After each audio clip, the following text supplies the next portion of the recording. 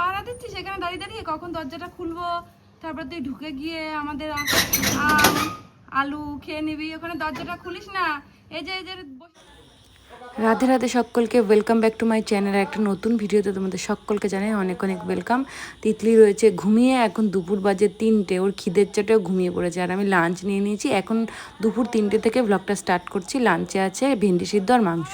সেখানে দাঁড়িয়ে দাঁড়িয়ে কখন দরজাটা খুলবো, তারপর তুই ঢুকে গিয়ে আমাদের আলু খেয়ে নিবি, ওখানে দরজাটা খুলিস না।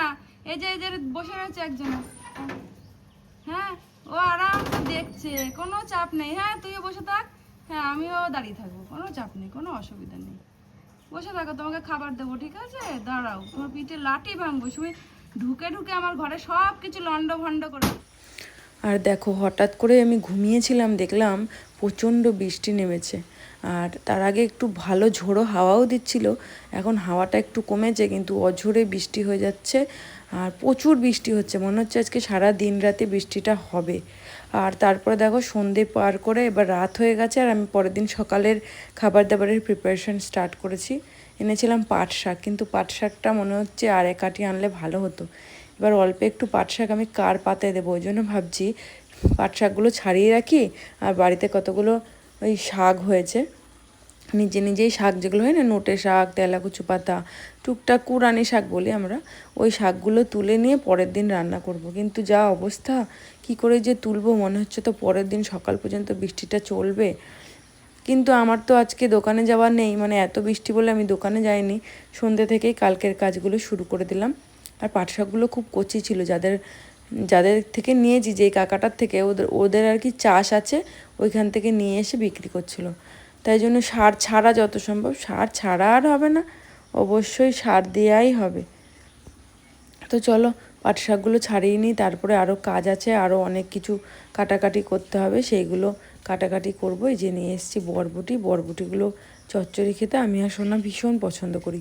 আর এইগুলোকে না বরবটি না, এগুলোকে লাফা বলে। এগুলো একটু নরম নরম হয়, আর বরবটির তুলনায় একটু বড় হয়। কিন্তু বরবটিটা একটুখানি শক্ত শক্ত লাগে খেতে গেলে, কিন্তু এটা খুব তাড়াতাড়ি নরম হয়ে যায়, আর খেতে বরবটির থেকেও বেশি টেস্টি। মানে আমার বাড়িতে এটাই না আমি বেশি খেতাম, বাবা এটাই আনতো, আর আমরা এটা খেয়ে অভ্যস্ত। আর এই যে সুজন ভাই চলে এসছে, আমি পেঁয়াজ ছিল না ঘরে, সুজন ভাইকে বললাম একটু পেঁয়াজ এনে দিবি, তাই সুজন ভাই আবার একটু পেঁয়াজ এনে দিল। আজকে ভাবছি অনেক কটা ভাত রয়েছে, জল ঢেলে বড়া দিয়ে ভাত খাবো। কিন্তু ভাবছি তার আগে তো সবজিগুলো কাট করে নিই, পেঁয়াজগুলোও কাটতে হবে। তারপর সোনাকে ফোন করে জিজ্ঞাসা করলাম খাবে কি না, বললো হ্যাঁ খাবো। ওই জন্য পেঁয়াজ আনালাম, পেঁয়াজগুলো কুচিয়ে নিচ্ছি। পেঁয়াজের বড়া খেতে আমার তিতলি, আমি, সোনা খুব বেশি ভালোবাসে। মানে আমার তিতলি আর সোনা বেশি ভালোবাসে, কিন্তু আমি একটু কমই ভালোবাসি। আমার অতটা তেলে ভাজা পছন্দ না, কিন্তু মুখরোচক খাবার খেতে তো ইচ্ছা করে, খাই কম বেশি। কিন্তু ওদের মতো অতটাও আমি ভালোবাসি না। কিন্তু হ্যাঁ, মাঝে মধ্যে গরম ভাতে বড়া দিয়ে কিংবা পান্তা ভাতে বড়া দিয়ে খেতে সব বাঙালি মনে বেশি পছন্দ করে। তার মধ্যে আমিও তো আর অন্য না, আমি বাঙালি বটে, আমারও বেশ ভালো লাগে। কিন্তু অত যে প্রিয় অতিরিক্ত খাওয়া দাওয়া ভাজা পোড়া খাই সেরকমটা নয়, মাঝে মধ্যে হতেই পারে। তারপরে বলি, তোমাদের ভ্লগটা এত স্টার্ট করলাম দেরি করে কেন? কারণ আগের দিনের ভ্লগগুলো উল্টোপাল্টা টাইমে হয়ে গেছে। কারণ ওই যে বললাম, আমি যেই টাইমিংয়ে ভিডিও দেওয়ার চেষ্টা করি, ওই টাইমিংয়ে আমি ভিডিও দিতে পারছি না। কারণ ওই যে বললাম নেটওয়ার্ক ইস্যু। পরে দোকানে গিয়ে শুনলাম এটা নেটওয়ার্ক ইস্যু, ওয়াইফাইয়ের কোনো প্রবলেম কিংবা কিছু একটা সমস্যা আছে। বললো যে আইফোনে সিম ট্রান্সফার করতে হয়, হয়তো ওটা করলে যদি ভালো হয় তাহলে তো ভালো কথা। এবার করে নিয়ে এসে দেখছি আমার যে কি সমস্যা হচ্ছে, এদিকে শ্যুট করব, এদিকে ফোন নাম্বার কারণ নেই, কাউকে ফোন করতে গেলে অসুবিধা হচ্ছে, এদিকে 5G লাইন কানেক্ট হয়েছে কিন্তু তাও ভিডিও আপলোড হচ্ছে না। মানে কি বিদিকিচ্ছিরি ব্যাপার। তার মধ্যে আমি শর্টস আপলোড করছি টুকটাক। তোমরা কেউ কেউ শর্টস দেখেছো নাকি আমাকে বলো তো।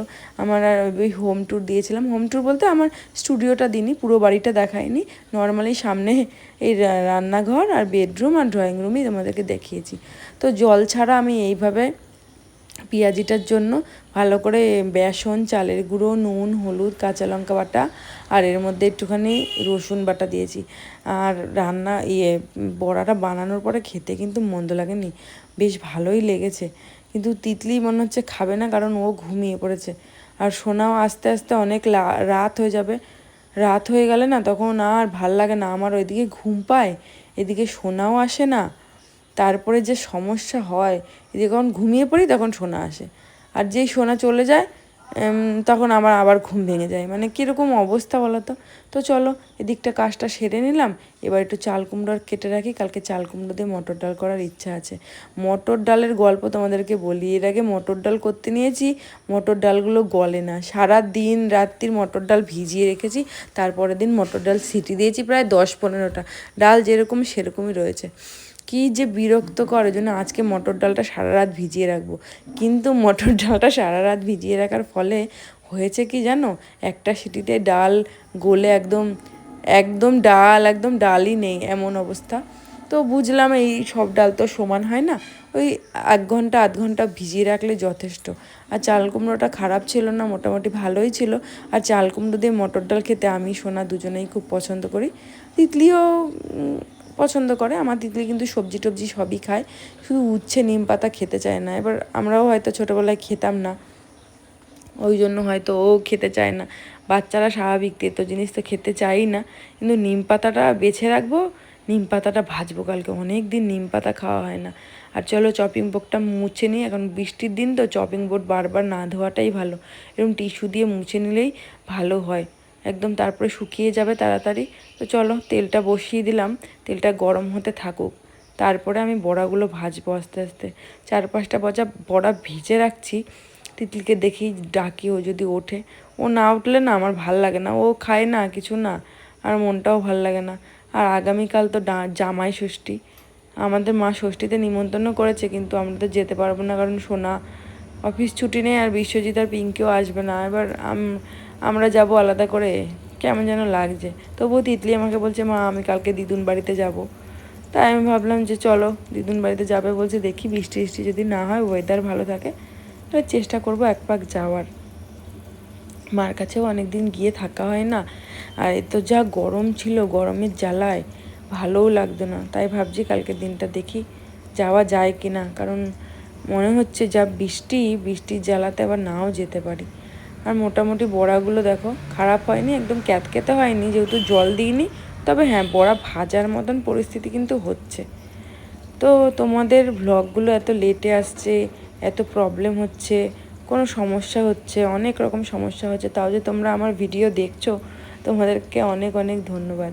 যে যাই হোক, আমার মোটামুটি যেটুকুনি সাবস্ক্রাইবার আছে তাদের নিয়ে আমি খুশি, তারা আমার ভিডিও দেখে, কমেন্ট করে, আমার ভালো লাগে। আর বরের আবদারে দেখো আবার নতুন করে ব্যাটার ফেটালাম, এই যে উচ্ছের বড়া খাবে ও, নাকি কোন হোটেলে খেয়েছে, এর মধ্যে কালো জিরে জোয়ান একটুখানি ঘষে দিয়ে দিয়েছি। তো চলো, আর এটা হচ্ছে পরের দিনের সকালের ব্লগ। এখনও দেখো মনে হচ্ছে অন্ধকার, আর এখন বাজে সকাল 6টা। আর এই যে আমি সবজিপাতি নিয়ে বসে পড়েছি, ভাতও বসিয়ে দিয়েছি, আর ডাল সিদ্ধ চাপিয়ে দিয়েছি। তারপরে দেখো ডাল হয়ে গেছে, আর রান্নাবান্না মোটামুটি অনেকটাই হয়ে এসেছে। সোনা অফিস যাবে, কিন্তু কি করে যাবে তাই ভাবছি, এত বৃষ্টির মধ্যে রেনকোট পরতে হবে, এদিকে গাড়ির চাবি আনতে ভুলে গেছে, আর এদিকে আমি ঝটপট করে সব খাবার ঠান্ডা হতে দিয়ে দিয়েছি, কারণ অনেক লেট হয়ে গেছে আমার উঠতে। 5টায় উঠি, সেখানে 6টা বেজে গেছে। কিচ্ছু তো আর করার নেই। তবে এই দেখো, এই যে এইগুলো আমি নিম পাতাগুলো ভেজে নিলাম, এগুলো কিন্তু সোনা শুধু 11:30। আমি এখন স্নান সেরে আসলাম। আজকে তো সকালে উঠেছি, ওয়েদারের অবস্থা তো একদম ভালো না, কালকে থেকেই বৃষ্টি, সেই বৃষ্টি এখনো পর্যন্ত কমেনি। তো যাই হোক, এখন আমি পুজো দিতে যাব। তো ঠাকুর বাসন টাসন ধুয়ে ফুল টুল তুলে রাখলাম, বৃষ্টির মধ্যে ভিজে ভিজে করেছি, এই জন্য ভাবলাম স্নান করে পুজোটাই দিয়ে দিই। তো চলো ঠাকুর ঘরে যাই, পুজো দিই। ঠাকুর ঘরটার যা দশা হয়েছিল আর কি বলবো। তাও ঠাকুর ঘরটা গুছিয়ে গাছে পরিষ্কার পরিচ্ছন্ন করে নিলাম। ঠাকুরের এক গাদা বাসন ছিল, সেগুলো মেজেছি। তারপরে দেখো এই বৃষ্টির মধ্যে ফুল তুলে পুজো দিয়েছি। আমার গোপালকে কত সুন্দর লাগছে, আজকে মনটা শান্তি লাগছে। ভিডিও উল্টোপাল্টা টাইমে আসছে বলে ভিডিওটা এখন আমি এন্ড করছি, এখন সন্ধেবেলা। গতকালকে সকাল থেকে মানে দুপুর থেকে আমি ব্লগটা স্টার্ট করেছি, আজকে ব্লগটা সন্ধেবেলায় শেষ করছি, কারণ আমি চাইছি ব্লগটা আপলোড দিতে। তো সেটা তো রাত্রি 10টার সময় সম্ভব না, আমি চাইছি পরপর রোজ ব্লগ আপলোড দিতে। তো পরের দিন আবার ঠিকঠাক টাইমে আসবে, আশা করি ফোনের নেটওয়ার্ক প্রবলেমটা ঠিক হবে তারপরে।